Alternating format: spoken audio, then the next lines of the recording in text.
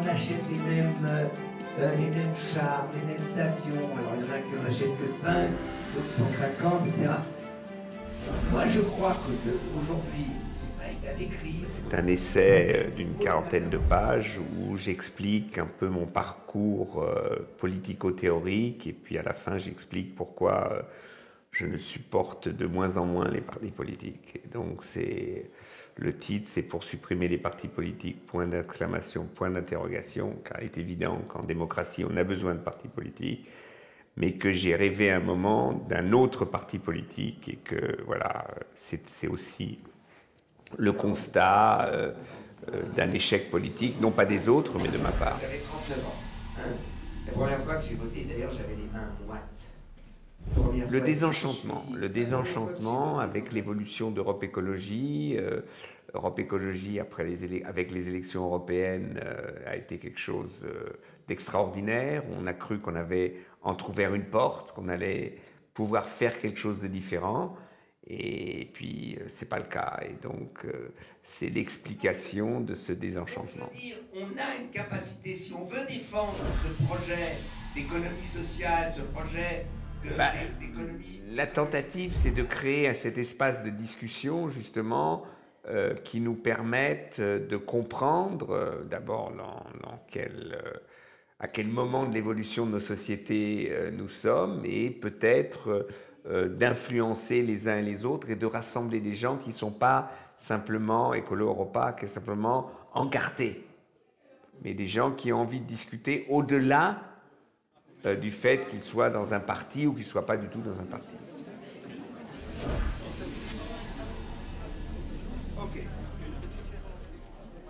Non, moi j'avais à un moment pensé qu'une coopérative politique qui s'ouvre soit plus adéquate à la réalité d'aujourd'hui. Je ne sais pas ce que c'est que l'avenir.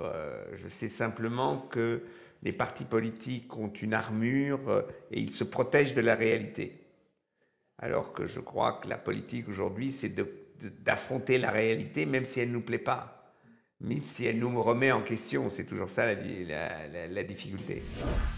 On ne peut pas en permanence regarder... Ça peut paraître paradoxal, mais je crois que adhérer à un parti, c'est à un moment de dire on veut, par exemple, intervenir dans l'espace institutionnel de la politique. Mais en même temps, il faut que les partis comprennent que les personnalités, les personnages, les êtres humains qui se regroupent dans ce parti ont une autonomie, ont une pensée, disons, autonome. Alors après, il faut qu'ils se mettent en commun, mais cette mise en commun part justement de la reconnaissance d'abord de la force de l'autonomie des militants. Et aujourd'hui, on a l'impression que cette recherche ou cette d'autonomie dérange les partis.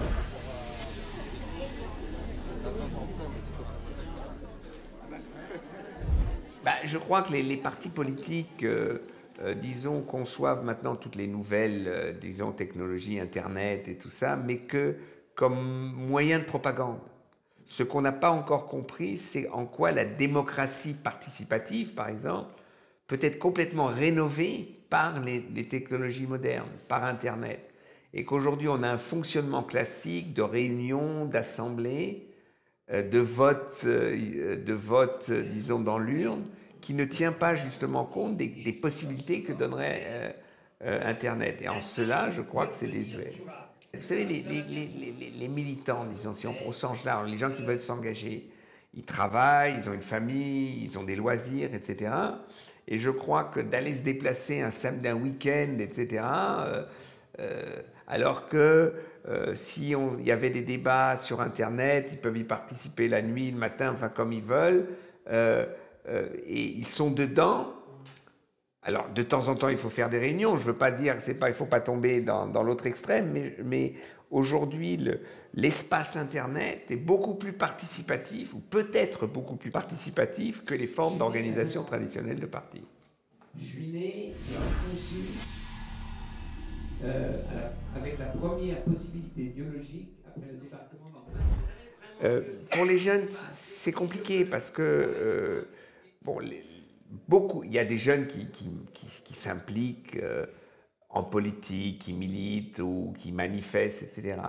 Mais en fait, beaucoup de jeunes veulent s'occuper de leur vie et cette tradition de l'engagement, du militantisme politique, c'est pas leur tasse de thé. Et donc, c'est pas si simple de dire de leur parler. Hein. Il faut d'abord trouver les lieux et les moyens où on leur parle. C'est-à-dire que les partis politiques veulent toujours attirer les gens. Et moi, je dis, il faudrait trouver les lieux où les jeunes sont. Y aller. Et de là, d'essayer de construire un peu un discours, une parole politique, ou même de les interpeller politiquement, mais pas d'une manière, le maître d'école, le doigt pointant en avant, en disant il faut que, il y a qu'à que, etc. Donc, je veux dire, de mobiliser les jeunes et les non-votants, c'est plus rapidement dit que fait. Les partis politiques aujourd'hui, par exemple, je donne un exemple de la situation. Pendant la campagne électorale, je crois que c'est beaucoup plus difficile d'être jeune aujourd'hui que d'être jeune il y a 40 ou 50 ans. Nous, on était prométhéens, l'avenir nous appartient, on veut gérer notre avenir. Aujourd'hui, les jeunes se disent on veut un avenir. Puis il y a les angoisses, la crise, le chômage, le sida, la dégradation écologique, les inégalités croissantes, etc. Donc les jeunes sont beaucoup plus angoissés. Je crois que leur problème, c'est pas qu'ils soient pas au courant, etc. C'est l'angoisse qui les tient et les prend aux entrailles. C'est-à-dire qu'au dernier moment, quand il y a un débat politique, la référence des partis politiques... On voit qu'en Allemagne, par exemple, sur le nucléaire, c'est vraiment maintenant, c'est passé qu'on veut s'en passer. Vous avez dans toutes nos régions une agriculture biologique où il y a une vraie conscience dans le terroir, une vraie conscience écologique, et ça, on retrouve ça un peu partout. Vous avez une conscience écologique quand il y a eu toute cette mobilisation contre les gaz de schiste. Enfin, il y a des consciences écologiques. La difficulté, c'est de mettre ça, enfin pas de récupérer, mais ensemble, pour en faire vraiment une parole, raconter une histoire de l'écologie politique. Et c'est ça qui est difficile.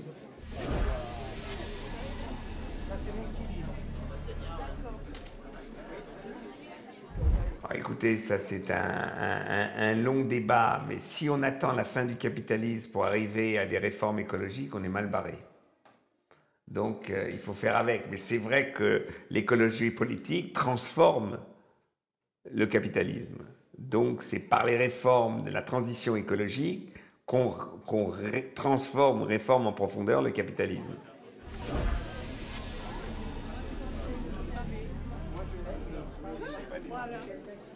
D'abord, je vais faire un film, enfin j'espère, on est en train d'organiser le financement, c'est pas toujours facile.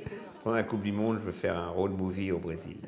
Ben, c'est-à-dire que c'est le contre-champ de la Coupe du Monde. Vous avez la Coupe du Monde dans les stades, et puis vous avez un peuple. Et on sera en Amazonie, on sera dans des favelas, on verra comment les Brésiliens, mais on a déjà choisi des gens, et on racontera une histoire de ce que j'appelle l'exception brésilienne, c'est-à-dire il y a une histoire de footballeurs de haut niveau brésiliens qui sont engagés politiquement et socialement. Et donc, voilà ce qu'est le football, et ce qu'il était, et ce qu'il n'est plus, et puis, bon, la folie positive d'un peuple qui risque d'être très déçu par le déroulement de la Coupe du Monde. Mon super-héros préféré. Bon, bah, c'était pour beaucoup, c'était Stéphane Hessel, je veux dire, c'était un monument.